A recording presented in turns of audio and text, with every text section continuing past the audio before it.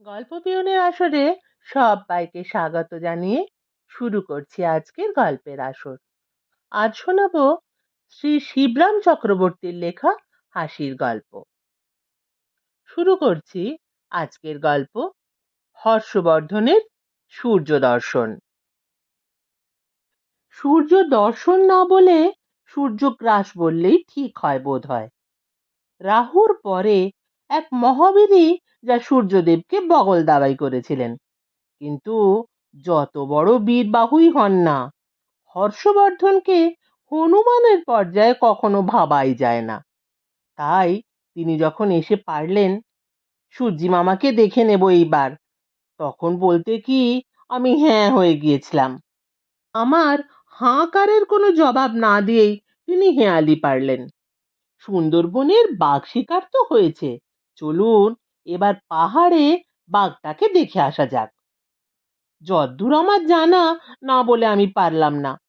বাঘরা পাহাড়ে বড় একটা থাকে না, বনে জঙ্গলেই তাদের দেখা মেলে। হাতিরাই থাকে পাহাড়ে। পাহাড়দের হাতি মার্কা চেহারা দেখেছেন তো? কে বলেছে আপনাকে? তিনি প্রতিবাদ করলেন আমার কথার। টাইগার হিল তাহলে বলেছে কেন? নাম শোনেননি টাইগার হিলের? শুনবো না কেন? তবে সে হিলে যদ্দূর জানি কোনো টাইগার থাকে না, বাবুরা বেড়াতে যান। সূর্যি ঠাকুর সেই পাহাড়ে ওঠেন রোজ সকালে, সে নাকি অপূর্ব দৃশ্য। তাই দেখতেই তো যায় মানুষ। আমরা যাব, আমি আপনি আর গোবরা, এই তিনজন। বিকেলের দিকে পৌঁছলাম দার্জিলিং এ। টাইগার পাহাড়ের কাছাকাছি এক হোটেলে ওঠা গেল। খাওয়া থাকার বন্দোবস্ত করে হোটেলের মালিককে অনুরোধ করলাম, দয়া করে আমাদের কাল খুব ভোরের আগে জাগিয়ে দেবেন। কেন বলুন তো? আমরা এক একটি ঘুমের ওস্তাদ কিনা, তাই বলছিলাম। ঘুম পাহাড়ও বলতে পারেন আমাদের, বললেন হর্ষবর্ধন। যে ঘুম পাহাড় খানিক আগেই পেরিয়ে এসেছি আমরা, তাই আমাদের এই পাহাড়ে ঘুম সহজে ভাঙবার নয় মশাই। নিজ গুণে আমরা ঘুম থেকে উঠতে পারবো না, গোবরাও যোগ দিল আমাদের কথায়।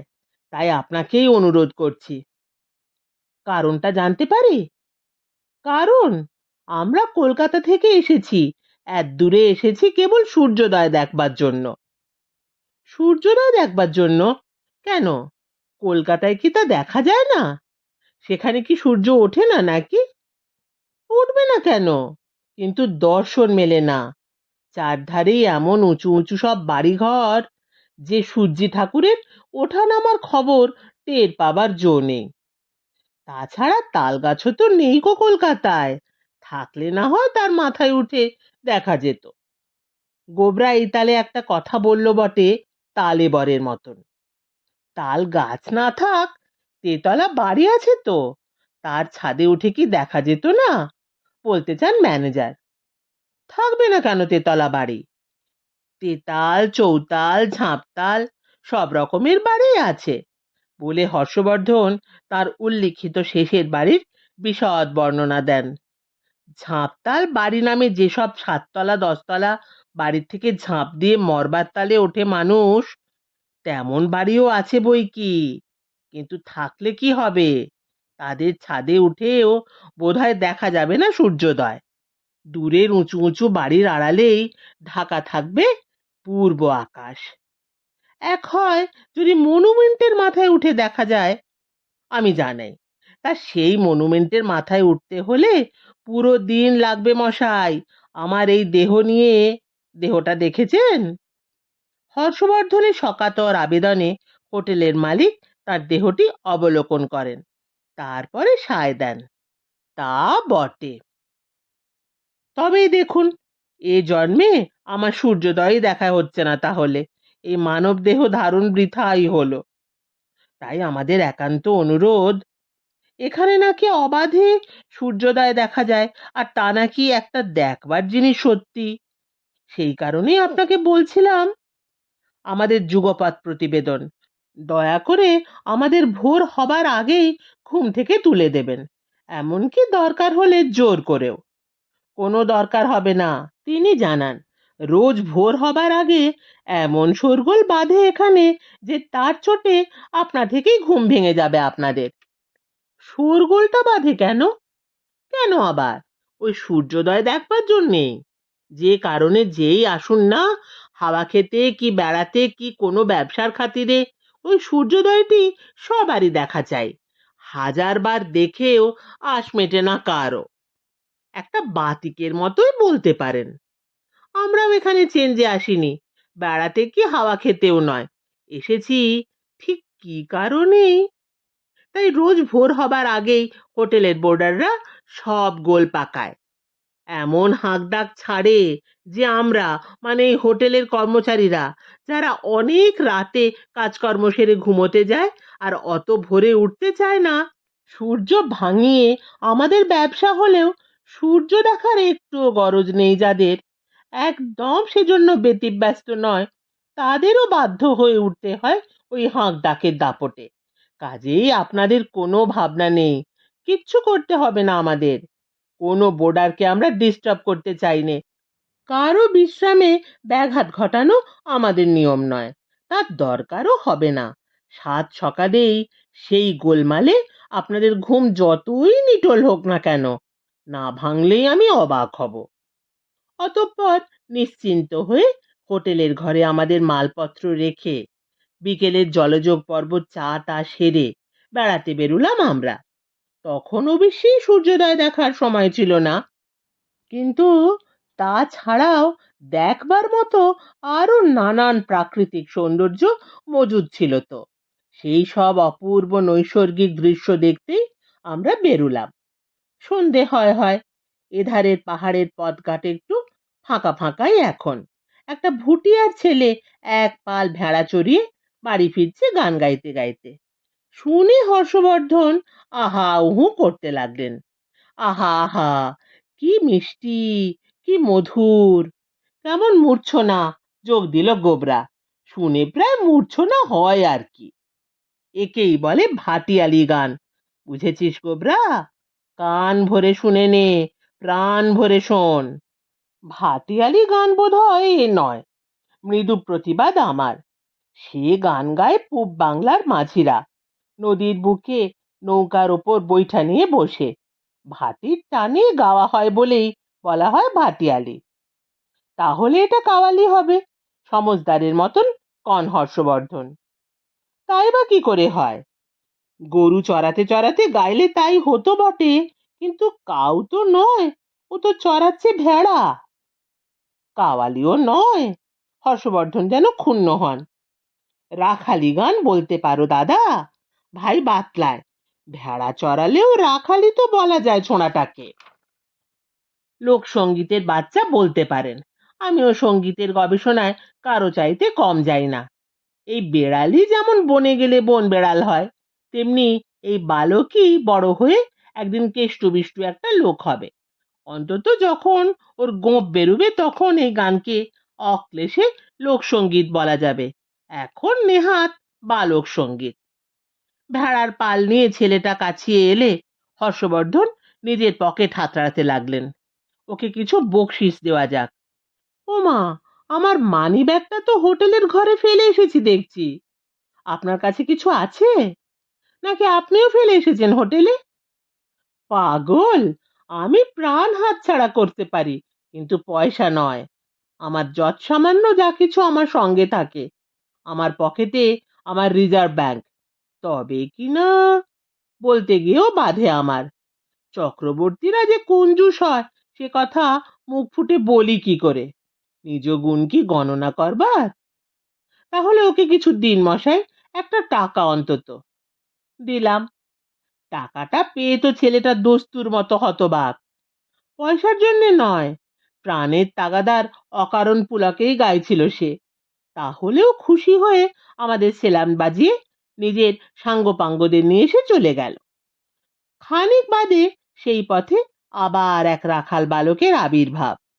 সেই ভেড়ার পাল নিয়ে সেই রকম সুর ভাঁজতে ভাঁজতে তাকেও 1 টাকা দিতে হয়।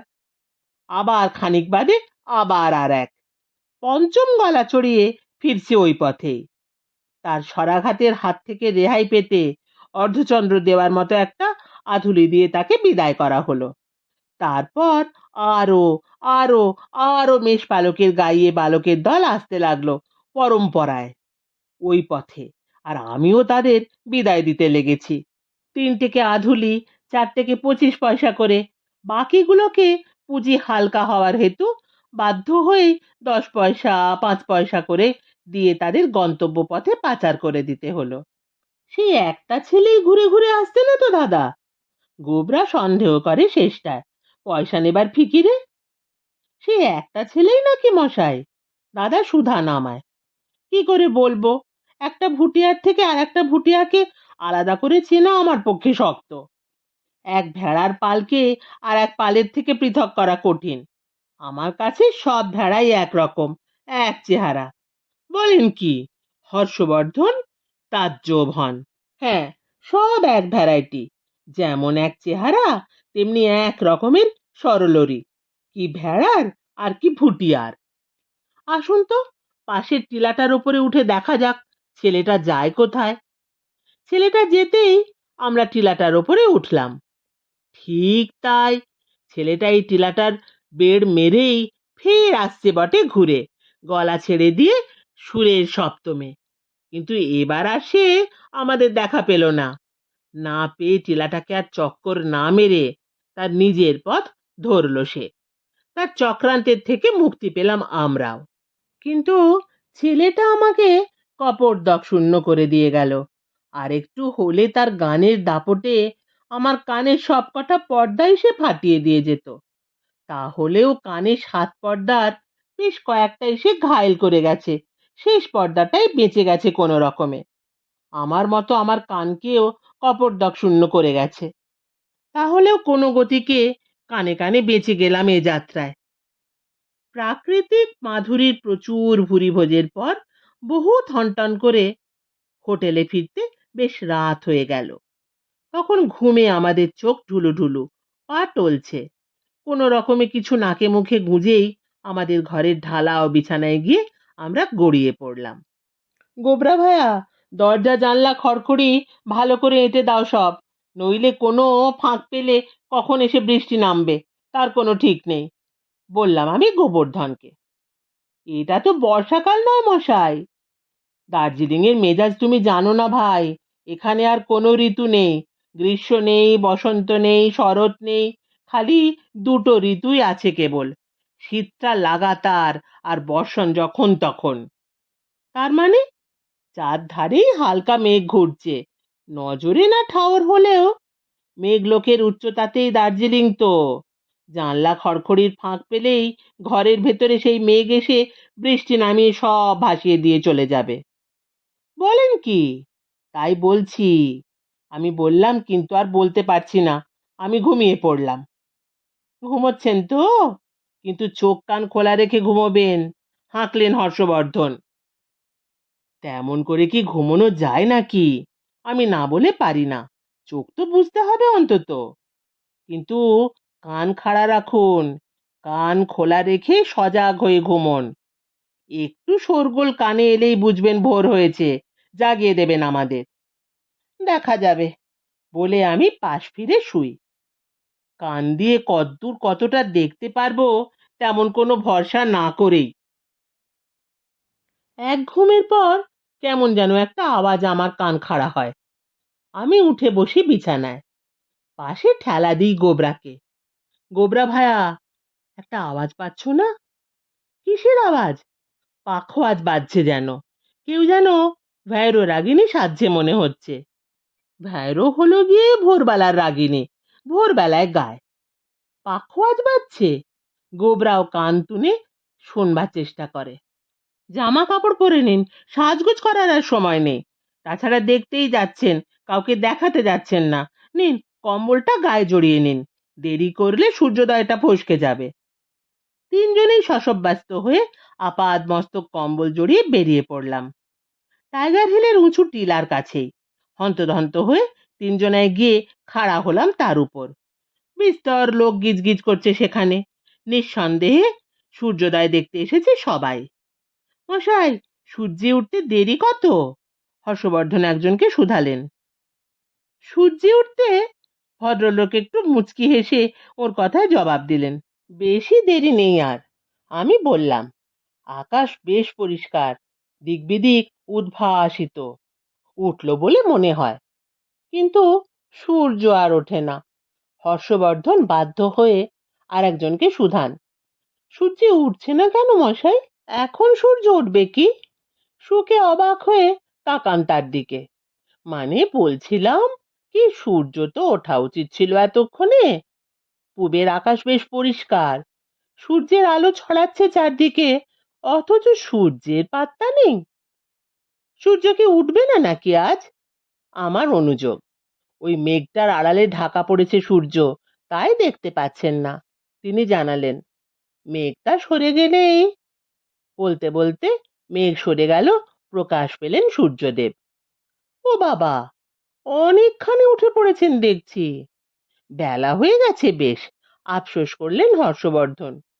সূর্যোদয়টা হাতছাড়া হয়ে গেল দেখছি আজ। ও মা, এ কি! হঠাৎ চেঁচিয়ে উঠলেন তিনি। নেমে যাচ্ছে কেন? নামছে কেন সূর্যিটা? নিচের দিকে নেমে যাচ্ছে যে, এ কি ব্যাপার? এরকমটা তো কখনো হয় না।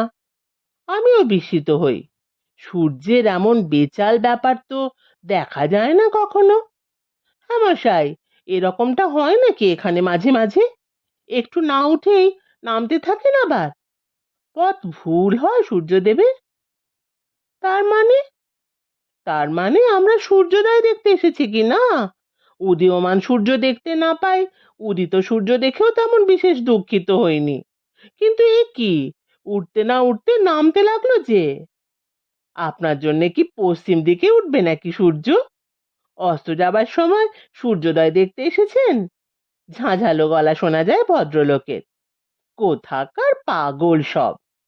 আর একজন উত্তর গেয়ে ওঠেন তাঁর কথার। শুনছিলেন শ্রী শিবরাম চক্রবর্তীর লেখা হাসির গল্প হর্ষবর্ধনের সূর্য দর্শন। কেমন লাগলো কমেন্ট করে জানাবেন। ফিরে আসছি আবার কোনো নতুন গল্প নিয়ে।